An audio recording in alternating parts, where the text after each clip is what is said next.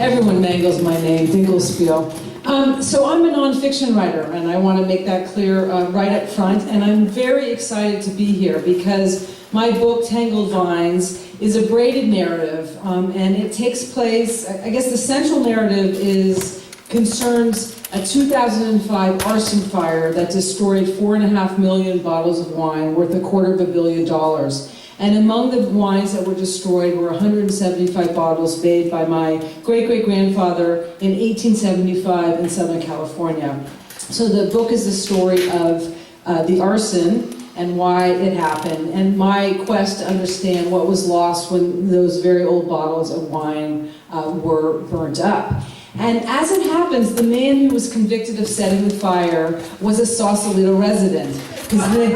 His name was Mark Anderson, and he was on the Chamber of Commerce board, the Rotary board. He was on the Sister City board. He was a very upstanding citizen. There's a restaurant down the street called Sushi Ron, which is probably one of the best restaurants in Sausalito. Mark ate there so often. He was in the Sushi Lovers Club, and his picture was on the wall of the restaurant. So I'm really glad to be here in Sausalito talking about Mark Anderson. Before I begin, I came upon this story because I did a story for the New York Times about the trial that was coming up to try Mark.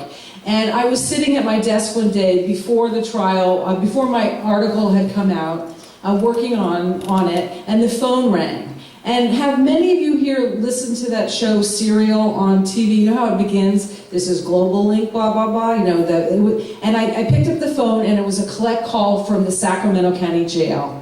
And it was Mark Anderson on the phone calling me. And I have no idea how he found out that I was writing about him. I only can attribute it to the fact that the New York Times is a very powerful paper, and even though I was a freelancer, he heard that. So unfortunately, I did take the collect call, but the phone call got disconnected. And so I hurriedly wrote a letter to Mark, and he wrote me back. And this started this lengthy correspondence that continued for a number of years. So tonight I was going to actually read some excerpts of the letters that Mark and I exchanged, and then read a little bit from the book. So it's something I haven't done before, so I hope it works. November 11th, 2009. Yes, I heard through the grapevine you were making inquiries, and yes, I would very much like to speak with you, or even meet with you. I would like to know in advance what kind of line of questions you would like to discuss. This is a somewhat complex case. I'm looking for a professional journalist who's willing to study the numbers, as it's basically an inventory and bookkeeping civil case that has been unfortunately criminalized, if that's a word. So that was from the first letter he wrote me, and I have pages and pages of his handwriting, this big blocky print. Dear Mr. Anderson, I'm still interested in talking to you and would be willing to come to Sacramento to do so.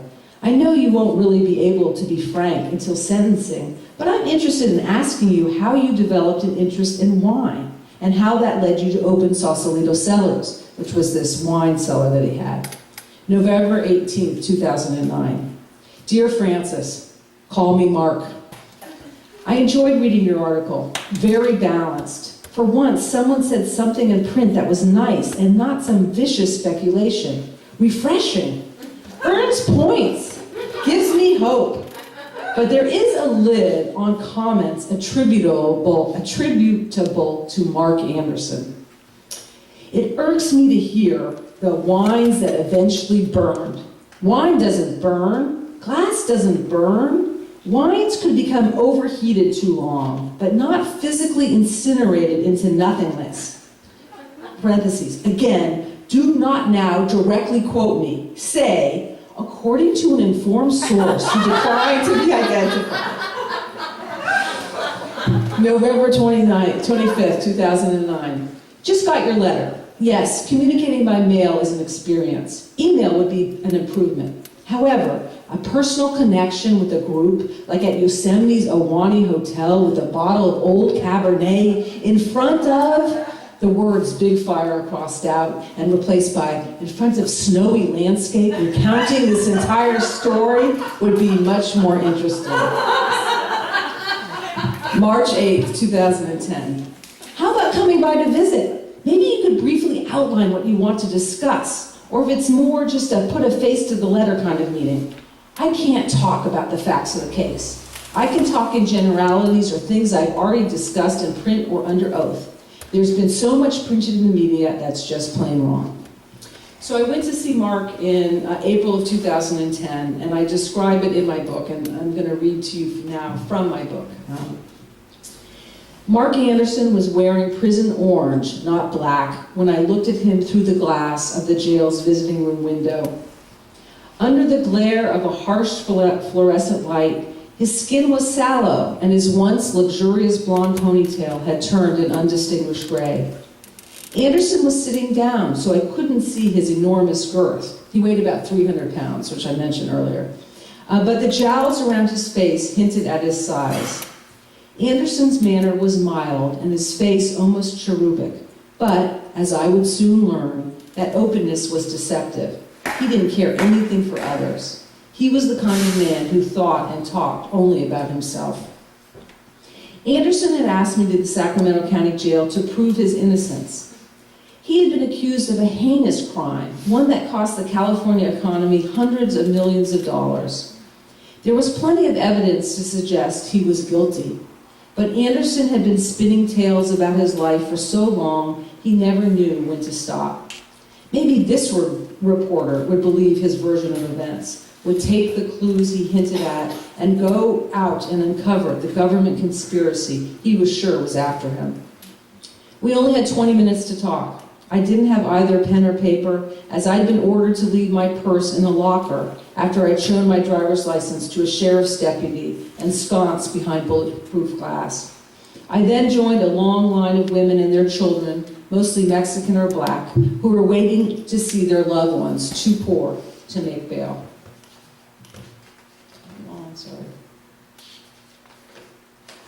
How do you cram months' worth of questions into a few minutes? How do you steer a man you have never met into a conversation about what might have motivated his crime when he has no intention of admitting anything?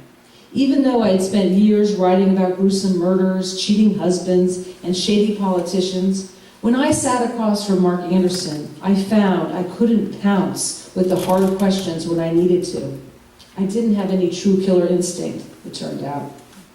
Instead, Mark and I had a conversation that wouldn't have been out of place around a nice dinner and a glass of wine.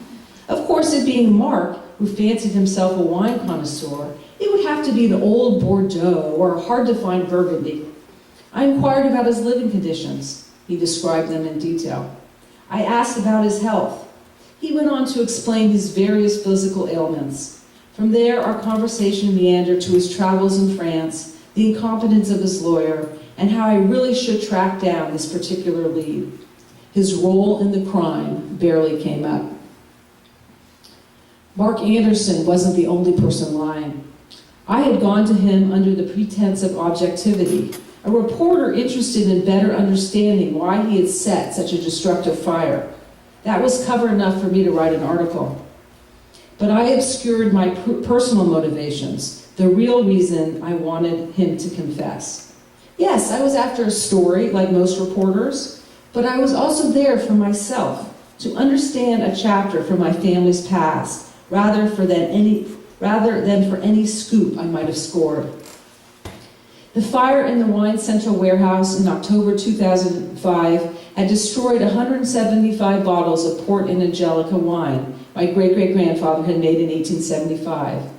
The wine had come from a vineyard 40 miles east of Los Angeles in Rancho Cucamonga, from grapes that had been planted as early as 1839.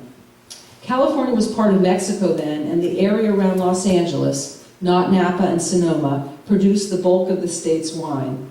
The Cucamonga vineyard was widely lauded as producing some of the best wine in California. Numerous wooden boxes of the wine had been handed down through the generations. I hadn't owned the particular bottles that were destroyed in the fire, although I had a few at my home in Berkeley. Another branch of the family had inherited most of the wine, and a cousin had sent the bottles to a winemaker friend in St. Helena for assessment. He had kept the bottles of wine in his caves tunneled into the Mayacamas Mountains for months. but got worried that the humidity would ruin the labels. So when he moved his own wine cases to the wine central warehouse, he moved her historic wine as well. He had been convinced that there was no safer place for the wine than the old Navy bunker with its thick, earthquake-proof walls. That must have been one agonizing phone call to make, the one to my cousin, telling her that all her wine had been destroyed. To me, the loss of the wine felt like the severing of my past, something I had been trying to grab onto for as long as I could remember. I came from a pioneer California family, but had been ripped from its embrace after my parents' divorce when I was 2. In hindsight, I had spent much of my life chasing after the security I imagined an intact home would have provided. When the wine burned, I felt like one more link to my father, who had died when I was 16, and his side of the family had disappeared. Thank you.